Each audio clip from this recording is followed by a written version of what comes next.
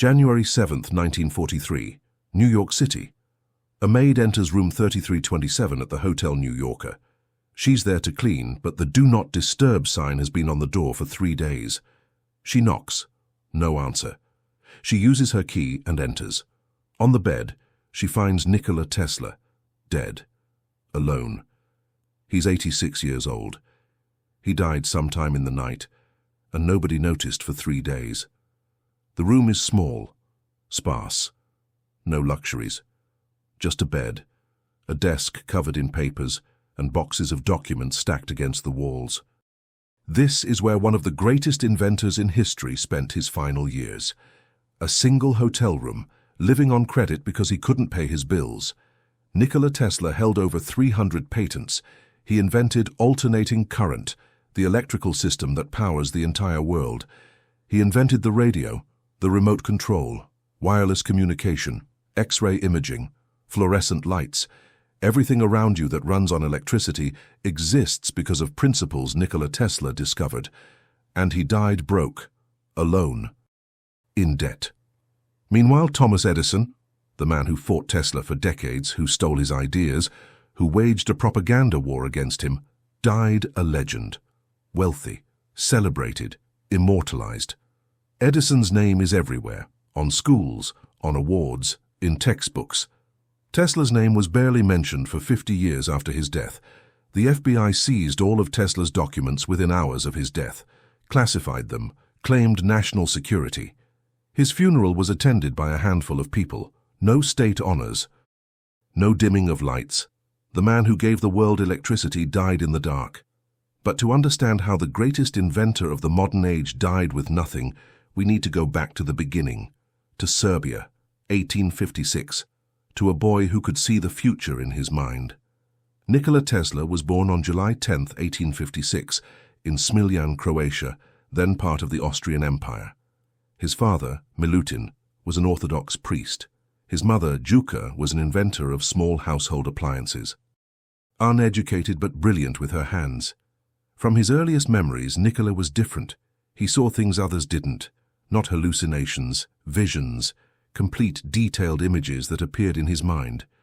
At age 5, he designed a small water wheel. He built it from scratch. It worked perfectly. At age 6, he became obsessed with a picture of Niagara Falls. He told his family, "One day, I will harness that power with a wheel." They laughed. Niagara Falls was thousands of miles away. He was a child in a small village, but Nikola knew. He could see it in his mind, the design, the mechanics, the future. At age 7, something happened that would define his life. His older brother Dane, the favorite son, charming and athletic, died in a mysterious accident. Some said he fell from a horse. Some whispered that young Nikola was involved, though no evidence ever surfaced. Nikola was devastated, haunted. He began having vivid visions and blinding flashes of light. Episodes where his mind would generate complete inventions, fully formed, visible in 3 dimensions. He called them visions, but they were more like photographic memory combined with computational genius. He could design an entire machine in his mind, test it mentally, identify flaws and fix them, all without touching a tool. Later in life, Tesla explained, "I do not rush into actual work. When I get an idea, I start at once building it up in my imagination. I change the construction, make improvements and operate the device in my mind. It is absolutely immaterial to me whether I run my turbine in thought or test it in my shop." He could invent without prototypes, just pure mental engineering. At age 10, he enrolled in school. He was instantly the best student. He could perform calculus in his head. He spoke multiple languages, but his teachers accused him of cheating. Nobody could solve problems that fast without writing anything down. Tesla would visualize the entire problem in his mind, see the solution, and write only the answer. His teachers didn't believe him. They humiliated him, called him a liar. He learned early, being smarter than everyone else makes you a target. At 17, Tesla enrolled in the Austrian Polytechnic in Graz to study electrical engineering. He was extraordinary. He worked from 3 a.m. to 11 p.m. every day. He read entire libraries. He mastered physics, mathematics, and 9 languages. But in his second year, he gambled away his tuition money, lost everything, dropped out in shame. He didn't tell his family. He wandered Europe, working odd jobs, suffering a nervous breakdown. Eventually, he returned to school, this time at Charles Ferdinand University in Prague. But his father died and Tesla couldn't afford to continue. At age 24, Nikola Tesla was a college dropout with no money, no prospects, and a head full of inventions nobody would listen to. He took a job with the Continental Edison Company in Paris, engineering, installation, repair work, and that's where he had the vision that would change everything. 1882, Budapest.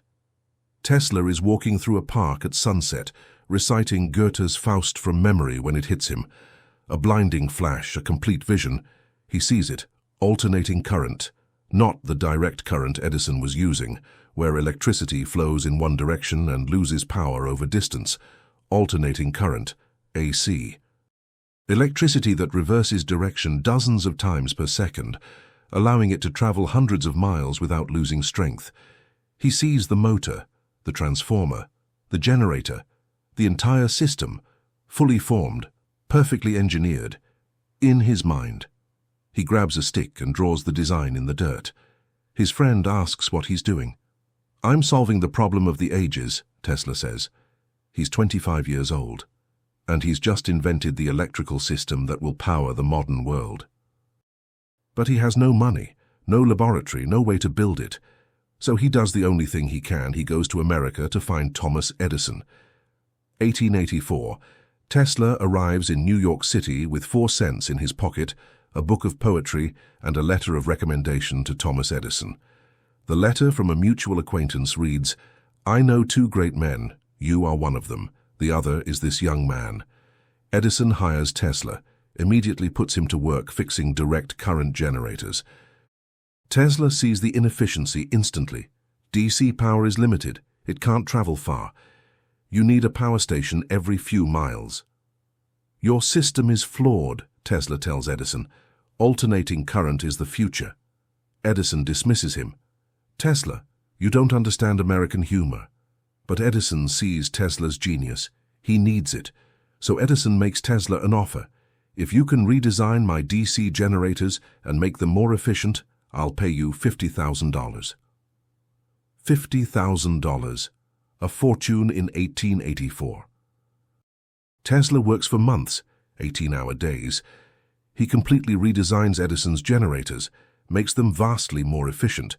When he finishes, he goes to Edison for payment. Edison laughs. "Tesla, you don't understand American humor." It was a joke. There was never going to be $50,000. Tesla quits immediately.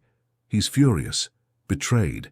He's just made Edison's company far more profitable, and he's received nothing. Tesla strikes out on his own. He tries to start his own electric company. Investors love his ideas. They fund him. He works furiously. And then once they have his patents, they force him out, take the company, leave him with nothing. By 1886, Nikola Tesla, the man who invented AC power, is digging ditches for $2 a day. Literally, digging ditches in New York City to survive. A foreman asks him what he did before. "I'm an electrical engineer," Tesla says. The foreman laughs. "Sure you are." But Tesla doesn't quit. He doesn't break. In 1887, he meets Alfred S. Brown and Charles Peck, investors who actually believe in him. They fund a laboratory. Tesla builds his AC induction motor, the transformer, the complete system. In 1888, he demonstrates it publicly. It's revolutionary, efficient, powerful. It can transmit electricity hundreds of miles. George Westinghouse sees the demonstration. He understands immediately, this is the future. Westinghouse offers Tesla $60,000 cash plus stock and $2.50 per horsepower of electricity sold using Tesla's patents. Tesla accepts. Finally. Recognition, compensation. The royalty deal alone could have made Tesla the richest man in the world. Every horsepower of AC electricity, millions then billions of units, paying him $250,000. He should have become a billionaire. But that's not what happened. 1890s. The war of the currents. Edison is furious. His DC system is being replaced by Tesla's AC system. He's losing, so Edison launches a propaganda campaign. He stages public demonstrations where he electrocutes animals with AC current to prove it's dangerous. He electrocutes dogs, cats. In one infamous demonstration, he electrocutes an elephant named Topsy. Edison's team lobbies to make the electric chair, powered by AC, the method of execution, hoping to associate Tesla's invention with death. Newspapers run headlines: Westinghouse's AC current, the executioner's friend. It's a smear campaign, vicious, personal, but it doesn't work. Because AC is simply better. In 1893, Westinghouse and Tesla win the contract to light the Chicago World's Fair. Hundreds of thousands of people see AC electricity illuminate an entire city. It's magic. It's the future. Then, in 1896, Tesla's childhood dream comes true. Westinghouse uses Tesla's designs to build a power plant at Niagara Falls. The same Niagara Falls Tesla saw in a picture as a child and promised to harness. It works perfectly. Electricity flows to Buffalo, New York, 20 miles away. Then further, AC power becomes the standard, worldwide. Tesla won. He beat Edison. But he didn't get rich. Because in 1897, Westinghouse was in financial trouble. His company was overextended, going bankrupt. If Westinghouse went under, Tesla's royalty payments would disappear. Westinghouse came to Tesla personally, explained the situation. If I keep paying your royalties, my company will collapse. Everything we built will be destroyed. Tesla could have demanded payment, could have taken Westinghouse to court, could have seized the company. The contract was ironclad. He would have won. Instead, Tesla tore up the contract. He surrendered his royalty rights forever. He walked away from millions, eventually billions of dollars. You believed in me when no one else would, Tesla said. The benefits that will come to civilization from my polyphase system mean more to me than the money. He got a one-time payment, nothing more. Westinghouse became a major corporation, made fortunes for its investors. Tesla got nothing. After giving up his fortune, Tesla continued inventing. In 1898, he demonstrated the first remote-controlled boat, wireless, radio-controlled. The audience thought it was magic. Some thought it was telepathy. It was engineering. Tesla had invented remote control. In 1899, he moved to Colorado Springs and built a massive experimental station. He wanted to prove wireless transmission of electricity was possible. He generated millions of volts of electricity, created artificial lightning bolts over 100 feet long, transmitted electricity wirelessly across short distances. He succeeded. He proved it could work. But the scale required was massive, expensive, impractical with the technology of the time. In 1901, Tesla convinced J.P. Morgan, one of the richest men in America, to fund his grandest project, Wardenclyffe Tower, a massive wireless transmission tower on Long Island. Tesla's plan: transmit electricity wirelessly across the entire planet. Free energy for everyone. Morgan gave him $150,000. Tesla started building.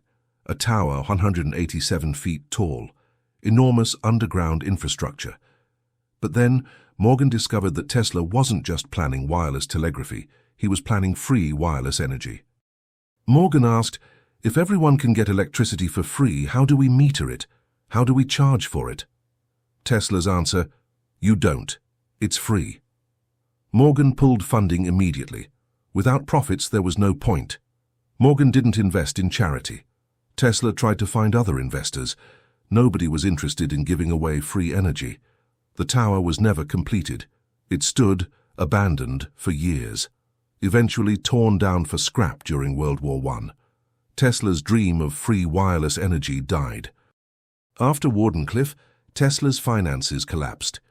He moved into the Hotel New Yorker. He couldn't afford the rent, but the management let him stay out of respect for his earlier fame. He lived on credit. He fed pigeons in the park every day, spent his last money on birdseed. He became eccentric, obsessed with the number 3, refused to touch anything round, wore white gloves constantly. He gave occasional interviews where he'd describe inventions, death rays, earthquake machines, wireless energy. Journalists thought he was crazy. Some of his ideas were wild, but many were decades ahead of their time. He proposed radar, artificial satellites, vertical takeoff aircraft, all dismissed as fantasy, all later invented by others. On January 7, 1943, Tesla died alone in his hotel room. The FBI arrived within hours, seized all his papers, classified them. The official reason: national security. Tesla had been working on directed energy weapons. His notes disappeared into government archives, some still classified today. His funeral was small. A few friends, some engineers who remembered him. No state honors, no national mourning. The man who gave the world electricity died in obscurity. Nikola Tesla held over 300 patents. Some say the true number is closer to 700, counting international filings. He invented alternating current power systems, the foundation of all modern electrical grids. The AC induction motor, still the most common motor in the world. The Tesla coil, used in radios, televisions, and wireless transmission. Radio, though Marconi got credit. Tesla's patents were upheld by the Supreme Court in 1943 after Tesla died. Remote control technology. Fluorescent lighting, decades before it became common. The first hydroelectric power plant at Niagara Falls. X-ray imaging, independently discovered around the same time as Roentgen. Wireless communication principles, robotics concepts, radar principles, developed fully in WW2NUS. Every electrical device you use, every motor, every wireless signal, every radio wave, built on Tesla's inventions. And he died broke. Meanwhile, Edison died in 1931 with an estate worth $12 million, about $200 million today. Edison's companies became General Electric, worth hundreds of billions. Marconi won the Nobel Prize for Radio in 1909, using Tesla's patents. He became famous, wealthy. Westinghouse became a massive corporation, made fortunes. J.P. Morgan's banking empire grew into one of the largest financial institutions in the world. Everyone who used Tesla's genius got rich. Tesla got nothing. Here's the cruelest part: Tesla knew. In his later years, journalists would ask if he regretted tearing up his contract with Westinghouse. No, he'd say. My inventions are for humanity. But in private letters he admitted the pain, the frustration. He dedicated his life to invention, to improving the world, and the world repaid him with poverty. For decades after his death, Tesla was nearly forgotten. Textbooks mentioned Edison, Marconi, Westinghouse. Tesla was a footnote. In the 1950s, the unit of magnetic flux density was named the Tesla, a small honor. In the 1980s, a few biographers started recovering his story. Engineers who knew the truth wrote articles. In the 1990s, Tesla began appearing in documentaries. His story became more widely known. In 2003, Elon Musk named his electric car company Tesla, Inc. Suddenly, Tesla's name was everywhere again. But even now, most people know the name without knowing the man. They know Tesla made cool inventions. They don't know he died alone and broke. They don't know Edison betrayed him, that Westinghouse profited from him, that Morgan abandoned him. They don't know he gave up billions to save a friend's company. They don't know the man who powered the world died in debt. In 2943, the Supreme Court of the United States ruled that Marconi's radio patents were invalid. Tesla had invented radio first. This happened months after Tesla died. If the ruling had come earlier, Tesla could have sued for royalties, could have finally received compensation, but it came too late. He was already gone. The vindication was posthumous, worthless. Tesla's story isn't just about a forgotten genius. It's about a system that rewards ownership over innovation. Edison didn't invent the light bulb. He employed people who improved it. But he owned the patents. He got rich. Marconi didn't invent radio. He used Tesla's patents. But he had better PR and investors. He won the Nobel Prize. Morgan didn't invent anything. He had capital. He controlled who succeeded and who failed. The system rewards capital, not genius. Tesla had genius. He didn't have capital. He didn't play politics. He didn't schmooze investors. He invented. And he suffered for it. This is still happening. In 2013, Tesla Motors, now Tesla Inc., went public. Elon Musk became a billionaire from a company named after Nikola Tesla. Nikola Tesla died broke. In 2021, the global electrical grid, entirely based on Tesla's AC system, generated $2.8 trillion in revenue. Tesla's estate received $0. In 2024, every wireless device, every electric motor, every power line uses principles Tesla discovered, and most people don't know his name. The pattern continues. Inventors create, capitalists profit. Every time you turn on a light, you're using Tesla's invention. Every time you use Wi-Fi, you're using principles Tesla demonstrated. Every time a motor runs, it's based on Tesla's induction motor. Every time electricity travels more than a few miles, it's using Tesla's AC system. The entire modern world runs on Nikola Tesla's genius, and he died alone in a hotel room, feeding pigeons with money he didn't have. Thomas Edison became a legend, a hero, the face of American innovation. Nikola Tesla became a curiosity, a mad scientist, a tragic footnote. But here's the truth. Without Tesla, we'd still be using Edison's inferior DC system, power plants every few miles, no long-distance transmission, no electrical grid as we know it. Without Tesla, there's no radio, no wireless communication, no remote control. Without Tesla, the 20th century doesn't happen. He didn't just invent devices. He invented the future, and the future forgot him. Until now. Nikola Tesla, born 1856, died 1943, held over 300 patents, invented alternating current, the induction motor, wireless communication, remote control, and the foundations of modern electrical engineering. Gave up billions of dollars in royalties to save a friend's company. Died broke, alone, and forgotten. While Edison became a legend, while Marconi won the Nobel Prize, while Morgan built an empire, while Westinghouse became a corporation, Tesla got nothing. Every time you use electricity, remember his name, not because it's inspiring, but because it's true. Because the man who gave us the modern world deserved better. Because genius without capital is erased. Because innovation without ownership is stolen. Because Nikola Tesla changed everything and died with nothing. Remember his name. Nikola Tesla, the man who lit the world and died in the dark.